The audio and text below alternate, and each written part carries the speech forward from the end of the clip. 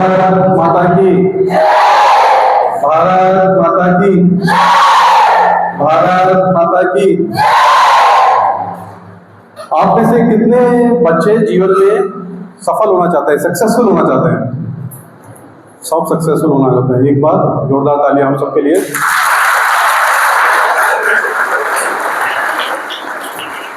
तो आज हम सक्सेस का एक फॉर्मूला आपके साथ में शेयर करने आए हैं और उस फॉर्मूले का नाम है इंडियन नॉलेज सिस्टम, भारतीय ज्ञान परंपरा।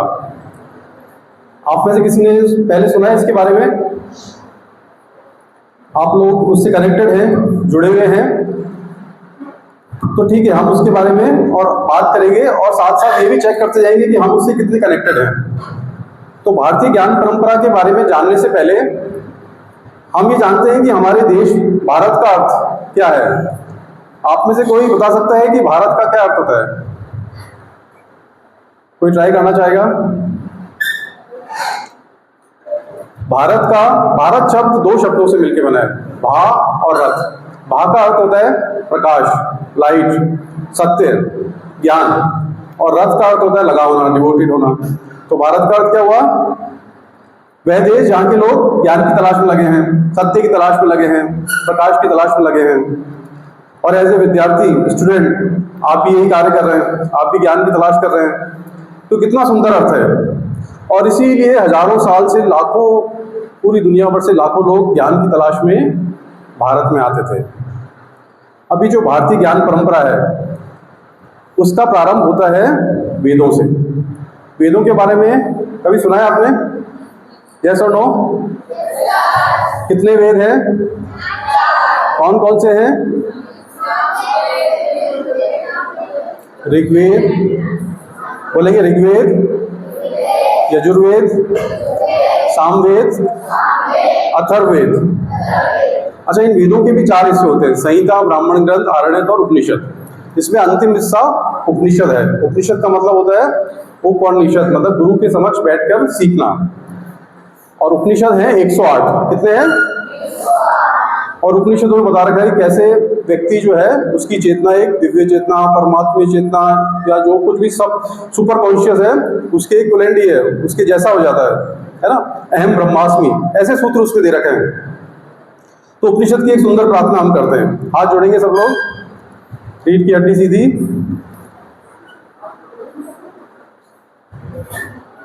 मेरे साथ रिपीट करेंगे।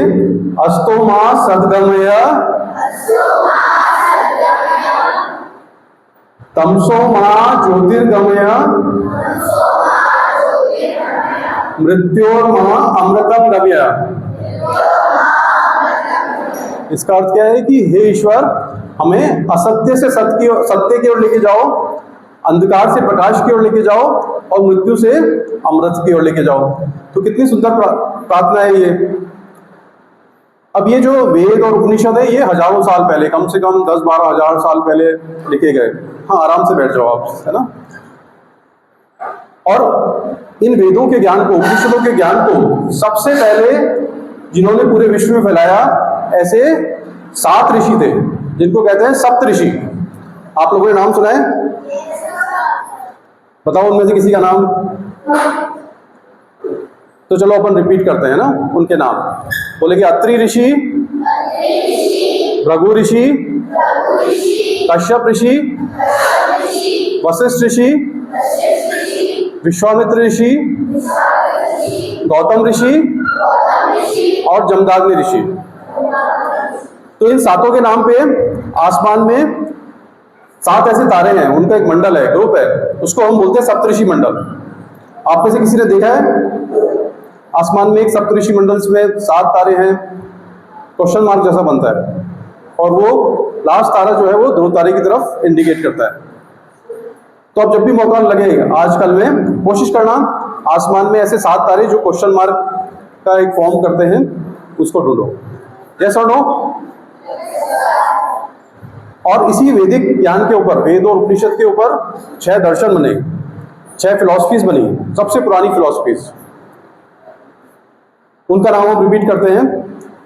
सांख्य दर्शन, बोलेंगे सांख्य दर्शन, न्याय दर्शन, योग दर्शन, वैशेषिक दर्शन, अद्वैत दर्शन और मीमांसा दर्शन। तो दुनिया की सबसे पहली फिलॉसफीज भी भारत में हुई।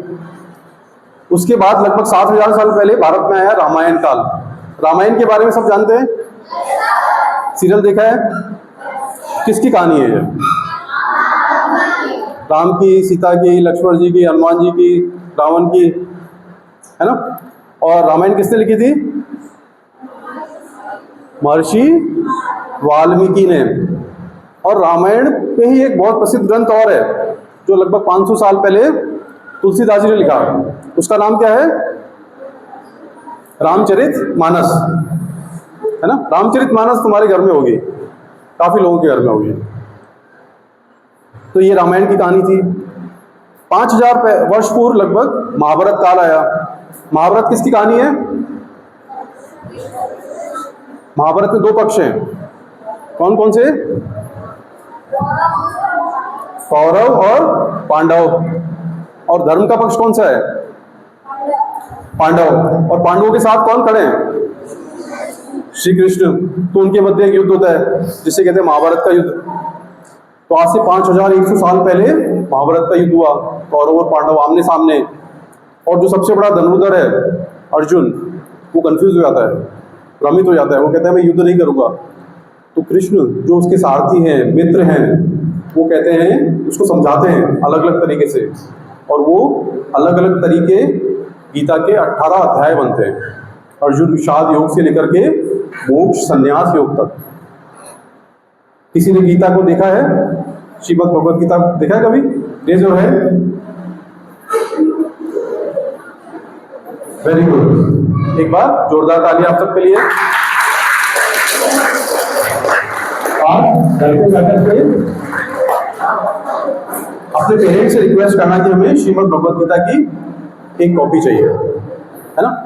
और जब ये भारतीय ज्ञान परंपरा आगे बढ़ती है तो इसमें पुराण आते हैं, 18 पुराण। 18 पुराणों का संकलन किया महर्षि वेदव्यास ने। उन्होंने महाभारत भी उन्होंने लिखी थी। महाभारत को 5वां वेद कहते हैं। और 18 पुराणों का सार क्या है? वेदव्यास कहते हैं अष्टादश पुराणेषु व्यासस्य वचनद्वय परोपकार पुण्याय पापाय परपीड़नम। ये 18 जो पुराण है उनका सार है परोपकार, दूसरे की सहायता करना है, हेल्प करना, यही पुण्य है। और परपीड़ा, दूसरे को दुख देना, कष्ट देना या वैसा विचार भी करना, यही पाप है। तो अगर ये समझ में आ जाए कि क्या पुण्य है क्या पाप है, तो हमारा जीवन कितना अच्छा हो जाएगा। अब भारतीय ज्ञान परंपरा आगे चलती है तो इसमें आता है महात्मा बुद्ध और महावीर स्वामी का ज्ञान। सुना है आपने नाम? महात्मा बुद्ध कौन थे? महात्मा बुद्ध कहते हैं आत्मदीपो भव, आत्मदीपो भव, बी योर ओन लाइट। अपना दीपक खुद बनो। हमेशा तो हमें कोई मार्गदर्शन देगा नहीं, हमेशा हमारे पेरेंट्स हमारे साथ नहीं होंगे, हमारे टीचर्स हमारे साथ नहीं होंगे, लेकिन हमारी जो आत्मा है, हमारी जो सोल है, हमारी जो कॉन्शियसनेस है, वो हमारे साथ हमेशा है। तो हमारा मार्ग को हमेशा प्रशस्त करेगी। और भगवान महावीर स्वामी जो जैन धर्म के 24वें तीर्थंकर है, अंतिम है, पहले नहीं है। पहले कौन है? पहले कौन है? आपके स्कूल का नाम क्या है?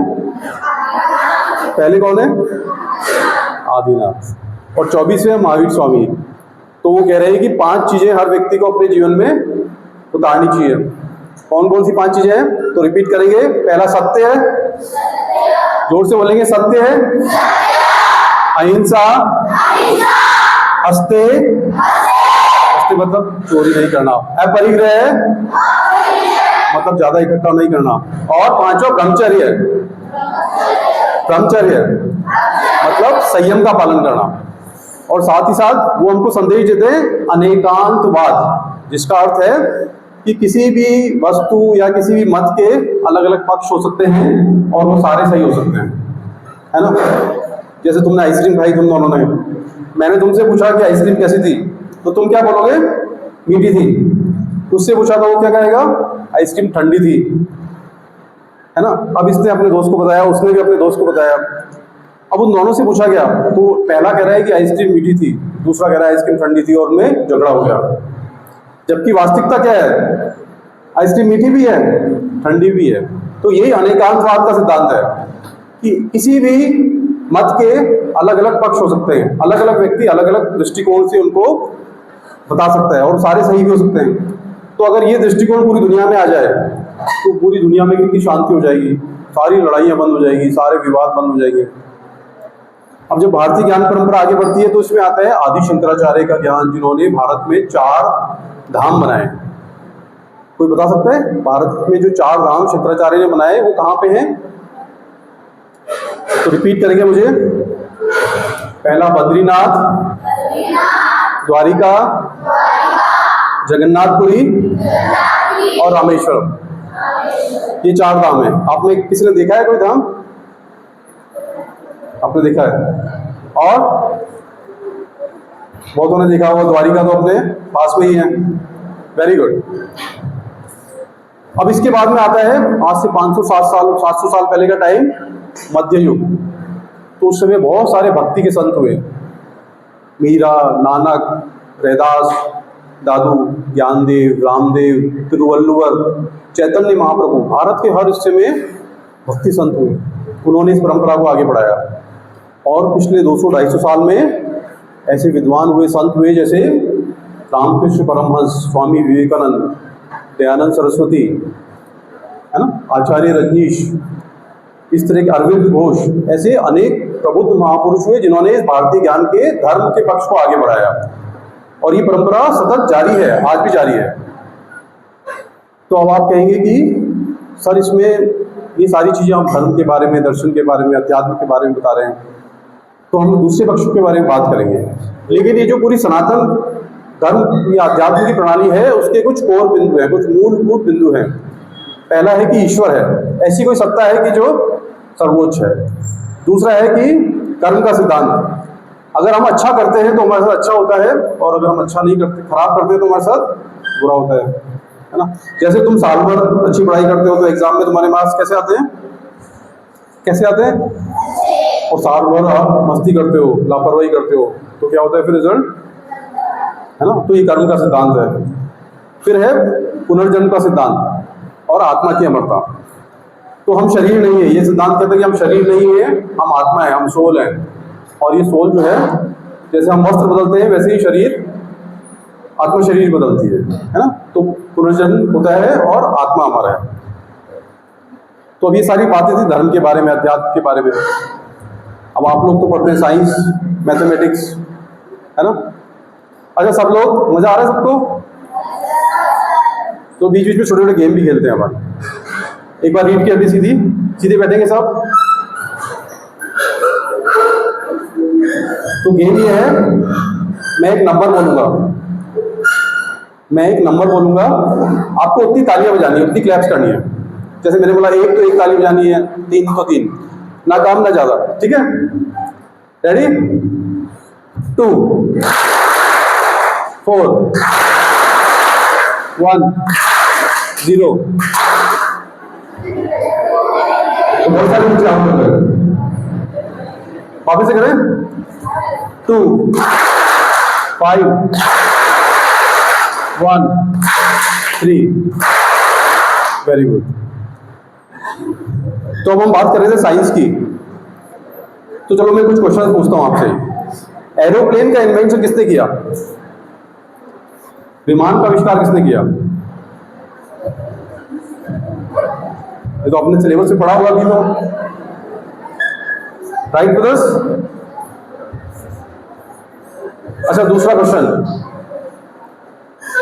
लॉ ऑफ ग्रेविटी, गुरुत्वाकर्षण के नियम किसने दिए? Isaac Newton. और तीसरा क्वेश्चन, एटम बम का इन्वेंशन किस देश में किया गया? एटम बम किस देश ने बनाया? अच्छा, किस देश पे गिराया गया सबसे पहला एटम बम? जापान पे। और किसने बनाया था? अमेरिका ने। हमने ये सब पढ़ा है ना। अच्छा, एक चीज, सब बच्चे रीढ़ की हड्डी सीधे करके बैठेंगे पूरे सेशन में, बिल्कुल भी, और आई कांटेक्ट मेरे साथ में, है ना। रीढ़ की हड्डी सीधी और आई कांटेक्ट मेरे साथ में, मतलब यहाँ जो भी फैकल्टी है उसी को देखना है और कहीं नहीं देखना, ठीक है। तो पहला क्वेश्चन था कि एरोप्लेन का इन्वेंशन किसने किया, तो हमको ये पढ़ाया गया कि राइट ब्रदर्स ने किया, पर वास्तविकता क्या है? वास्तविकता है कि भारत में हजारों साल पहले वैमानिकी शास्त्र करके एक ग्रंथ लिखा गया ऋषि भारद्वाज के द्वारा। उसमें उन्होंने बताया कि कैसे प्लेन उड़ाया जाता है, कैसे कॉकपिट में पायलट बैठता है, वो सारी चीजें, अलग अलग तरह के विमान कैसे होते हैं। और उनसे भी पहले ऋग्वेद के अंदर 31 तरह के विमानों को उल्लेख है, 31 टाइप्स के। आप जानते हैं एरोप्लेन्स का नाम कुछ आज की तारीख में कौन से एरोप्लेन्स हैं? भारत के पास कौन कौन से विमान हैं? लड़ाकू विमान, मेघ, सुखोई, मिराज और राफेल, सुने ना ये? तो ऋग्वेद के समय में 31 तरह के विमान होते थे। दूसरा क्वेश्चन था हमारा कि गुरुत्वाकर्षण के नियम, लॉ ऑफ ग्रेविटी किसने इन्वेंट की? तो सबने कहा कि आइजैक न्यूटन ने, है ना। तो ऋषि भास्कराचार्य ने सिद्धांत शिरोमणि पुस्तक में हजारों साल पहले गुरुत्वाकर्षण के नियम बताए थे, हजारों साल पहले, और न्यूटन ने जस्ट उनको रीइन्वेंट किया, रीइन्वेंट, एक्चुअली इन्वेंट नहीं किया। और तीसरा क्वेश्चन था एटम बम का आविष्कार कौन से देश को? एटम बम अभी रिसेंटली 1944-45 में यूएसए ने बनाया, और इसके जो फाउंडर थे जिन्होंने इसका आविष्कार किया, ओपनहाइमर, उनसे जब पूछा गया कि आपको इसकी प्रेरणा कहाँ से मिली, तो उन्होंने कहा कि मैंने इसके लिए महाभारत का अध्ययन किया, महाभारत से वो सोर्स था, महाभारत मैंने पढ़ा, उसमें से मुझे ये क्लू मिला। तो पता चलता है कि विज्ञान हमारा कितना उन्नत था। अभी हम बैठे हैं, यहाँ पे पंखा चल रहा है, लाइट चल रही है, अगर लाइट चली जाएगा तो क्या होगा? अंधेरा हो जाएगा, हम इनकन्वीनियंट हो जाएंगे। तो आपको पता है कि लाइट है, इलेक्ट्रिसिटी जिसको बोलते हैं, विद्युत, इसका आविष्कार किसने किया था? ये कौन से देश में हुआ था? तो इसका इन्वेंशन ही भारत में हुआ था। महर्षि अगस्त्य, उन्होंने अगस्त संहिता में हजारों साल पहले बताया कि कैसे बैटरी कैसे बनाते हैं। उन्होंने मिट्टी के 2 पात्र लिए, उसमें कॉपर की प्लेट डाली और एसिड डाला और उसको तार से जोड़ा और उसमें इलेक्ट्रिसिटी फ्लो हुई। तो हजारों साल पहले भारत में विद्युत का आविष्कार हो चुका था। तो विज्ञान के क्षेत्र में हम अग्रणी थे। अब बात करते हैं मैथमेटिक्स की। मैथमेटिक्स कैसे अच्छी लगती है आपको? कितनी अच्छी लगती है? किस किस को अच्छी लगती है? Raise your hand. काफी बच्चों को अच्छी लगती है और काफी को कठिन भी लगती है। तो मुझे बताओ कि जीरो की क्या इंपॉर्टेंस है? अगर जीरो नहीं हो तो क्या होगा? 1 2 3 ऐसे करके 9 तक आ जाएंगे अपन, उसके बाद फिर मैथमेटिक्स संख्या आगे नहीं बढ़ेगी तो कुछ भी डेवलपमेंट नहीं होगा। तो ये जो जीरो है, जीरो का इन्वेंशन कहाँ हुआ? भारत में। और आर्यभट्ट ने अपनी पुस्तक आर्यभट्टियम में सबसे पहले जीरो को एज ए अंक के रूप में बताया। उससे पहले भी जीरो था भारत में ही, एक शब्द के रूप में शून्य का यूज करते थे। महाभारत में भी था, रामायण में भी, और जो है ऋग्वेद के अंदर भी। तो अंकगणित, बीजगणित, त्रिकोणमिति, अलजेब्रा, ज्योमेट्री, ट्रिग्नोमेट्री, ये सब का डेवलपमेंट भारत में हुआ। पाइथागोरस थ्योरम जो ट्राइंगल की होती है, आई डोंट नो कि आप लोगों ने पढ़ी है या नहीं पढ़ी है, आई थिंक 8th 9th में होती है। तो पाइथागोरस थ्योरम जो पाइथागोरस के नाम से जानते हैं, एथेंस के थे वो, उनसे 500 साल पहले भारत में ही ऋषि बोधायन ने वो इन्वेंट की थी। तो मैथमेटिक्स में भी हम अग्रणी थे। स्पेस में किसका इंटरेस्ट है? अंतरिक्ष के अंदर, गैलेक्सीज में और यूनिवर्स के अंदर, तो स्पेस में इंटरेस्ट है। बात करो तो ऋग्वेद के अंदर 200 ऐसे सूत्र हैं जिनमें ग्रहों की गति के बारे में, प्लैनेट्स के मूवमेंट्स के बारे में बता रखा है ना। और भारत में एक पंचांग होता है, पंचांग नाम सुना है आपने? देखा है पंचांग कभी? हमारे घर में होता है एक पंचांग। तो हजारों साल से भारत में पंचांग होता है, और पंचांग से आप कई 100 साल बाद की गणनाएं भी कर सकते हैं कि इस दिन, इस महीने में, इतने बज के इतने मिनट पे कौन सा ग्रह कौन से नक्षत्र में होगा। हमारे जो सारे त्यौहार हैं, होली, दीपावली, रक्षाबंधन, वो सारे उसी के अकॉर्डिंग चलते हैं, है ना। तो आज का जो विज्ञान है बड़ा आश्चर्य करता है कि भारतीयों के पास हजारों साल से ऐसी चीज अवेलेबल है कि ग्रहों के बारे में बता देते हैं। अब बात करते हैं अपन हेल्थ के बारे में। तो हेल्थी रहना जरूरी है नहीं है? जरूरी है। तो बीमार होते हो किसके पास जाते हो? कौन से डॉक्टर के पास जाते हो? एलोपैथी डॉक्टर के पास में। तो एलोपैथी एक चिकित्सा की पद्धति है, होम्योपैथी भी है, आयुर्वेद भी है। तो दुनिया का जो सबसे प्राचीन चिकित्सा शास्त्र है वो है आयुर्वेद। एलोपैथी होम्योपैथी ये कुछ 100 साल पहले पैदा हुए हैं। आयुर्वेद हजारों साल से हमारे स्वास्थ्य की रक्षा कर रहा है। आयुर्वेद का मूल सिद्धांत है कि हर व्यक्ति 100 वर्ष तक जीवित रह सकता है, अच्छे स्वास्थ्य के साथ में और प्रसन्नता के साथ में। तो धन्वंतरी, सुश्रुत, च्यवन, चरक ऐसे महान आयुर्वेदाचार्य भारत में हुए। और जो दुनिया के पहले सर्जन थे, पहले सर्जन जानते हो आप कौन थे? कहाँ पे हुए? दुनिया के जो पहले सर्जन थे उनका नाम था सुश्रुत। वो 300 तरह की प्लास्टिक सर्जरीज करते थे। 300 तरह की, मतलब सिर से लेकर पांव तक हर बॉडी के हर पार्ट का सर्जरी उससे होती थी। और उनके पास 125 तरह के उपकरण थे। उनकी पुस्तक है सुश्रुत संहिता, उसमें उन सब के बारे में बता रखा है। अगर आप लोगों ने अभी टीवी पे देखा हो या अखबार में पढ़ा हो तो थोड़े दिन पहले इंग्लैंड में एक यूनिवर्सिटी में महर्षि सुश्रुत की मेटल की एक प्रतिमा का अनावरण किया गया। पूरी दुनिया इस बात को स्वीकार कर रही है कि जो सर्जरी है वो भारत की देन है। तो हमने विज्ञान की बात कर ली, मैथ्स की बात कर ली, हमने चिकित्सा शास्त्र की बात कर ली। अब हम बिल्डिंग्स की बात करें, स्थापत्य कला, निर्माण कला। तो क्या आप जानते हो कि जो गंगा नदी है वो गंगा नदी एक नेचुरल रिवर नहीं है, वो एक मैन मेड रिवर है। महर्षि भागीरथी उन्होंने महादेव की सहायता से जो हिमालय का जो पानी है उसको गंगा के रूप में उत्तर भारत में लेके आए, वो हजारों साल पहले। अगर गंगा नदी नहीं होती तो आज का भारत ऐसा होता ही नहीं। और रामायण काल में भारत और श्रीलंका के बीच में एक सेतु का निर्माण किया गया, ब्रिज का निर्माण किया गया, जो आज भी अवेलेबल है। क्या नाम है उसका? राम सेतु। कितने बच्चे जानते हैं राम सेतु के बारे में? बहुत अच्छा, एक बार जोरदार तालियां आप सबके लिए।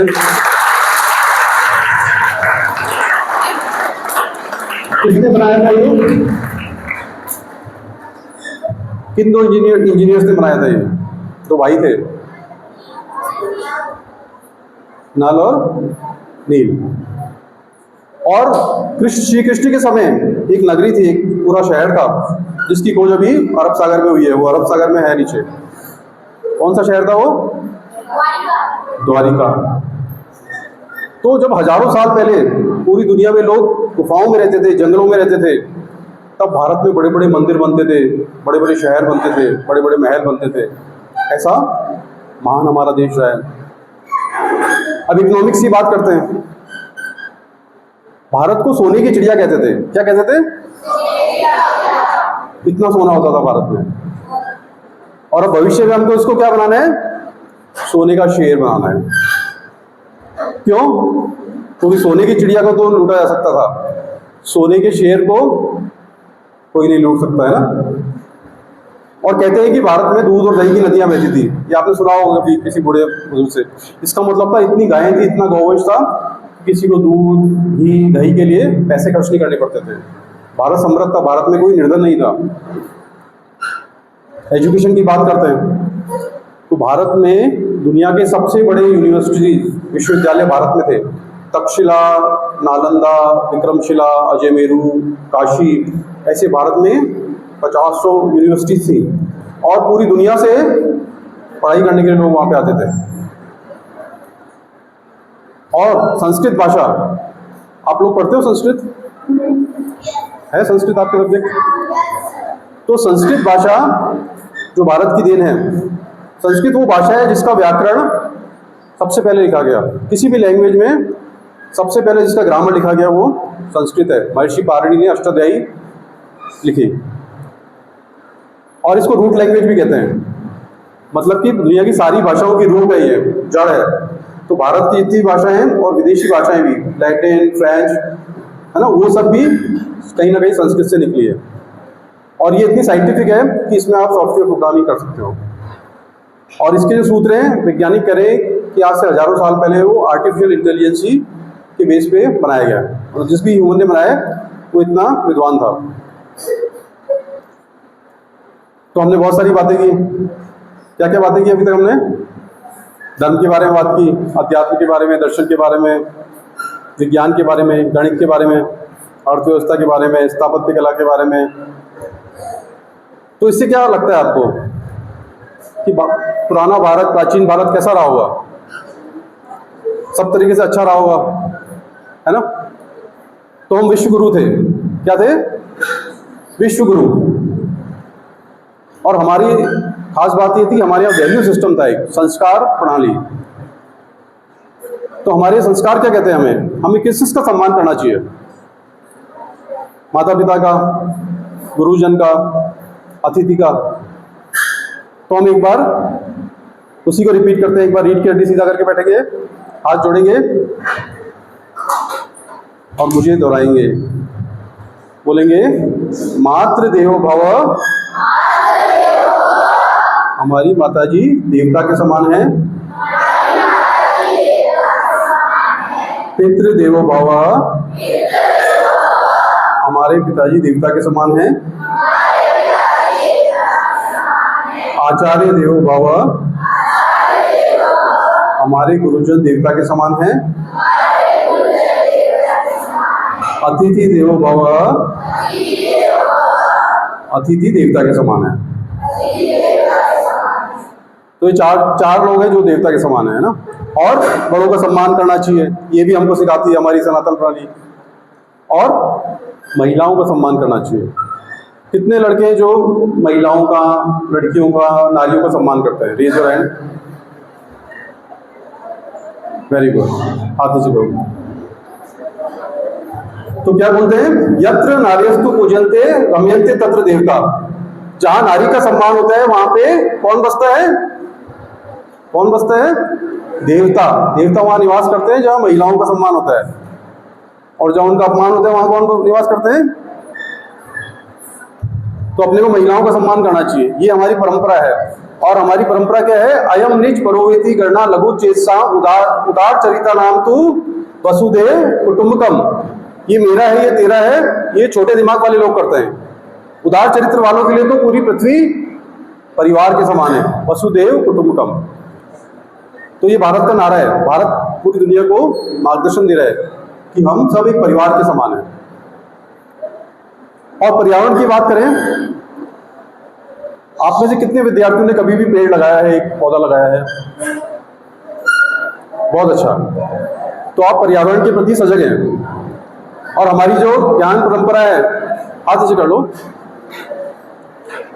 हमारी जो ज्ञान परंपरा है वो भी कहती है हम नदियों को पूजते हैं, हम गौ माता की पूजा करते हैं, हम वृक्षों की पूजा करते हैं। कितने विद्यार्थियों के घर में तुलसी का पौधा है? बहुत बढ़िया, आपके घर में तुलसी का पौधा है। अच्छा, कितने विद्यार्थी कभी प्रार्थना करते हैं, मंदिर जाते हैं? बहुत अच्छा। कितने विद्यार्थी माता पिता के, गुरुजनों के पांव छूते हैं? कितने विद्यार्थी जानते हैं किचन में बहुत सारे जो लौंग, इलायची, हल्दी है, उनसे हम ट्रीटमेंट भी कर सकते हैं? तो बहुत सारी चीजें आप जानते हैं। इसका मतलब ये सब चीजें भारतीय ज्ञान परंपरा से संबंधित है, और आप सब उससे कनेक्टेड हो ऑलरेडी, और उसको आपको आगे बढ़ाना है। अच्छा, तो पुरानी बात कर रहे थे कि हम सोने की चिड़िया और विश्वगुरु थे। अभी आज की स्थिति क्या है? आज की स्थिति क्या है? आज भारत कैसा है? आज क्या भारत दुनिया में अग्रणी है, या हम धीरे धीरे उस तरफ बढ़ रहे हैं? देखो, पिछले 500 साल का इतिहास अगर छोड़ दें तो भारत हमेशा विश्वगुरु रहा। हमने पूरी दुनिया का नेतृत्व किया, और आज़ादी के बाद से आप धीरे धीरे उन्नति कर रहे हैं वापस। भारत दुनिया की सबसे बड़ी डेमोक्रेसी है, यस और नो? दुनिया की 3 सबसे शक्तिशाली सेनाओं में भारत का नाम आता है। रोड नेटवर्क और रेल नेटवर्क पूरी दुनिया में सेकंड नंबर पे है। दुनिया में सबसे ज्यादा वैक्सीन भारत में बनती है। मंगलयान, चंद्रयान, गगनयान, अंतरिक्ष के क्षेत्र में हम आगे बढ़ रहे हैं। मंगल तक पहुंच चुके हैं, हम चंद्रमा तक पहुंच चुके हैं। जानते हो आप ये सब? अर्थव्यवस्था के क्षेत्र में हम बढ़ रहे हैं, हम दुनिया की तीसरी अर्थव्यवस्था बनने वाले हैं। तो हर क्षेत्र में हम आगे बढ़ते जा रहे हैं, और वो दिन दूर नहीं है, हम फिर से एक विकसित राष्ट्र बनेंगे और पूरी दुनिया का मार्गदर्शन करेंगे। इसके लिए आवश्यक क्या है? कि हम सबको मिलकर काम करना पड़ेगा, आपको, हमको, है ना। और इसलिए मैं सर, हमारी जो एक समिति है सनातन पाठशाला समिति, हम स्कूल्स में जाते हैं, कॉलेजेस में जाते हैं, हम गाँव में जाते हैं और लोगों को जगाते हैं, क्योंकि हमें मालूम है कि आप ही में कोई आर्यभट्ट छुपा होगा, आप ही में कोई मीरा, कोई कबीरदास होगा, कोई महाराणा प्रताप होगा, कोई शिवाजी छुपा होगा, बस जगाने की देरी है। तो जब हम लाखों लोग मिलकर के, लाखों करोड़ों लोग मिलकर के कार्य करेंगे तो भारत को पुनः विश्व गुरु बना सकते हैं। और हमारा सपना है कि 2047 तक वो समय आ जाए कि भारत पूरी दुनिया को नेतृत्व प्रदान करे। तो इसमें कितने बच्चे अपना कंट्रीब्यूशन करने वाले हैं, कितनों को लगता है कि उसमें सहयोग करने वाले हैं भारत को विश्व गुरु बनाने में? तो एक बार आप सबके लिए जोरदार तालियां।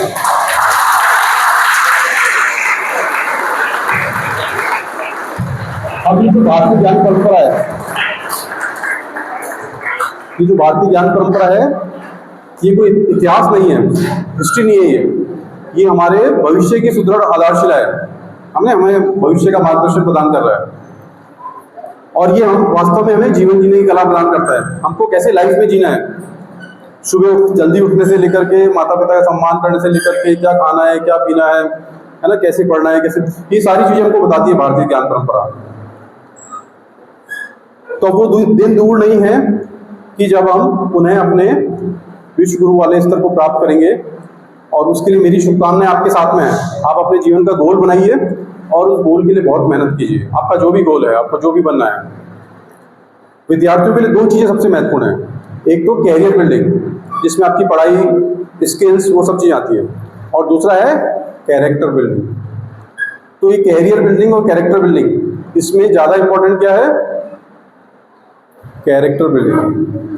तो अपना कैरेक्टर स्ट्रांग बनाइए, अपने आप को फिजिकली, मेंटली, स्पिरिचुअली बेटर बनाइए। तो जब आप ये कर पाओगे, और फॉर्मूला आपको मिली है, क्या फॉर्मूला है सक्सेस का? Indian knowledge systems. तो उससे कनेक्ट रहना है, उसको फॉलो करना है। तो मेरी शुभकामनाएं आपके साथ है।